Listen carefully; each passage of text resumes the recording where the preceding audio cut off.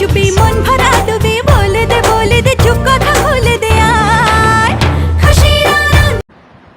আজ সকাল সকাল আমার ঘুমই ভাঙতে চাইছিল না। আমার বর সেই কখন উঠে গেছে, মানে 6টার সময় উঠে গেছে, 6:30 বাজে, আমি এখনও উঠতে পারলাম না। তো যাই হোক, কষ্ট করে আমি কিন্তু উঠে পড়লাম। তো নমস্কার বন্ধুরা, কেমন আছো সবাই? আশা করছি সবাই ভালোই আছো, আর আমিও কিন্তু মোটামুটি ভালোই আছি। তো এভরিডে আনকাটে তোমাদের সবাইকে ওয়েলকাম। তো দেখো, আমি ফ্রেশ হয়ে চলে এসেছি। এখন বিছানাটা একটু গুছিয়ে নেব ভালো করে, তারপর সব কাজগুলো করব একটা একটা করে। তো দেখো, আমি বিছানাটা গুছিয়ে নিলাম। এবার বিছানাটাতে দেখে একটু একটু বালি বালি কিচকিচ করছে, সেই বালিগুলো কিন্তু ঝেড়ে নিলাম। নয়তো বিছানাটাতে বসতেও কিন্তু একদম ভালো লাগে না। বিছানাটাতে যদি বালি থাকে আমার খুব রাগ উঠে যায়। তো তারপর দেখো, চেয়ারে কিছু জামা কাপড় ছিল, সেই জামা কাপড়গুলো আমি একটা একটা করে গুছিয়ে নেব। এগুলো কিন্তু কালকে রাতেই আমি রেখেছিলাম এলোমেলো করে। তারপর দেখো, ওপরের কাজ আমার মোটামুটি কমপ্লিট হয়ে গেছে। তো তারপর কিন্তু আমি নিচে চলে যাব। দেখো, নিচে গিয়ে আমি কিন্তু পুজোটাও করে নিলাম। এরপর আমাকে এক জায়গায় যেতে হবে, তাই জন্য কিন্তু তাড়াতাড়ি সব কাজগুলো করে নিচ্ছিলাম, মানে সকালবেলা যা যা কাজ ছিল সেইগুলোই। তারপর এইখানে দেখো বাসন রেখে গেছে, সেই বাসনগুলো আমি কিন্তু তুলে নেব। তো বাসন আজকে বেশি হয়নি, কমই হয়েছে, অন্যদিন আরও অনেক বাসন হয়। তো দেখো, বাসনগুলো আমি একটা একটা করে তুলে নেব। ভালো করে গুছিয়ে গুছিয়ে রাখতে হবে এখন বাসনগুলো। তো বিকেলবেলা আবার বাসন ধুয়ে যাবো, বা দুবেলা না বাসনটা ধুয়ে রেখে চলে যায়, আর আমাকে কিন্তু দুবেলাই তুলে নিতে হয়। তারপর দেখো, সবাই বললো যে আলু ভাজা দিয়ে মুড়ি খাবে, সেই জন্য আমি আলু ভাজা করছিলাম মোটা মোটা করে। প্রথমে কিন্তু আমি আলুটা কেটে জলে সেদ্ধ করে নিচ্ছিলাম নুন আর হলুদ দিয়ে। তো হলুদ দিয়ে সেদ্ধটা করলে কী হয় বলো তো, আলু ভাজাতে হলুদ হলুদ গন্ধটা করে না, তাই আমি আগেই হলুদ দিয়ে সেদ্ধ করে নিই। আর মোটা মোটা না জল দিয়ে সেদ্ধ না করলেও মানে সেদ্ধ হতে চায় না। তো এরপর দেখো, আমার বর চলে এসেছে, বললো কি যে চা করে দিতে। তো দেখো, আমি এবার চাটা ওর জন্য করে দিচ্ছিলাম। আবার গ্রিন টি খায়, এমনি চা খায় না সকালবেলাটায়। তো এবার আমি ওকে চাটা করে দেবো।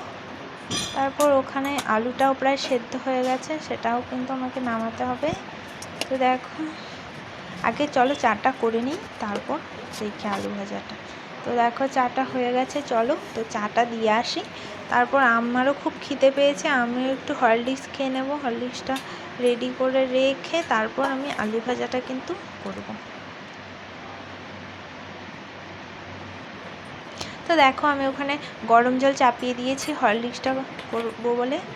তো দেখো, হরলিক্সটা কিন্তু রেডি করে আমি রেখে দিয়েছি, ঠান্ডা হোক। গরম কিন্তু আমি একটুও খেতে পারি না, তাই জন্য গরমটা খাইও না। তো দেখো, আমি এখানে আলুটা একটু ভেজে নেব। কড়াইয়ে একটু তেল দিয়ে দিলাম, তারপর 5 ফোড়ন আর একটু শুকনো লঙ্কা দিয়ে আলুটা ভেজে নেব। কারা কারা এইভাবে আলু ভাজা খেতে পছন্দ করে অবশ্যই আমাকে কমেন্ট করে জানাবে। আমার তো একদমই ভালো লাগে না, তাও আবার মুড়ি দিয়ে তো আমার একদমই ভালো লাগে না। মুড়ি দিয়ে কোনো তরকারিই আমার ভালো লাগে না খেতে। তো দেখো, আমার আলু ভাজাটাও কিন্তু হয়ে গেছে। এরপর দেখো, দাঁড়িয়ে দাঁড়িয়ে আমি হরলিক্সটা খেয়ে নিচ্ছিলাম, কারণ খুব তাড়াহুড়ো ছিল, বেরোতে হবে আবার।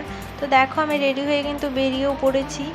যাচ্ছি হলো যে আমার এক মাসি শাশুড়ি আছে, সেই মাসি শাশুড়ি নাকি খুব শরীর খারাপ, কেউ বাড়িতে নেই, একা একা বাড়িতে। তো ফোন করে বললো, তাই আমরা তাড়াতাড়ি করে কিন্তু দেখতে যাচ্ছি। আর বললো যে ডাক্তারের কাছে নিয়ে যেতে। তো আমার বর পরে ডাক্তারের কাছে নিয়ে যাবে বিকেলবেলা, এখন আমি একটু দেখে আসি গিয়ে। তারপর দেখো, এই পুকুরের কাছে গেলে না কি সুন্দর একটা হাওয়া, ঠান্ডা হাওয়া দেয়, খুব ভালো লাগে। মানে ওখানেই সারাদিন দাঁড়িয়ে থাকি। তো ওখানে তো আর দাঁড়িয়ে থাকলে আমাদের হবে না বলো। তো দেখো, আমি কিন্তু মাসি শাশুড়িদের বাড়িতে চলেও এসেছি। এখানে একটু বসেছিলাম, আর মাসিমণি গেছে স্নান করতে। তো বললো তুই বস, আমি একটু স্নানটা করে আসি।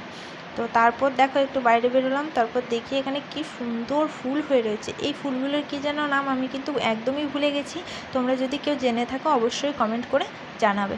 তো দেখো, আমি এবার বাড়ি চলে যাব। তো বাড়ি চলেই যাচ্ছিলাম, তারপর বর বললো যে গেটটা লাগিয়ে দিয়ে আসো। আর মাসিমণি একা একাও বাড়িতে, তাই কিন্তু গেটটা আমি লাগিয়ে দিয়ে যাচ্ছিলাম।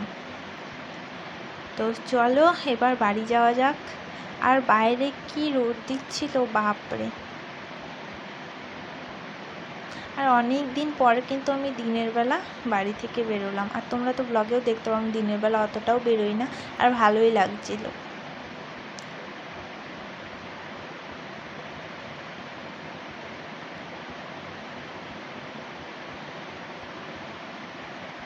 দেখো বাইরে কি রোদ ছিল বাপরে।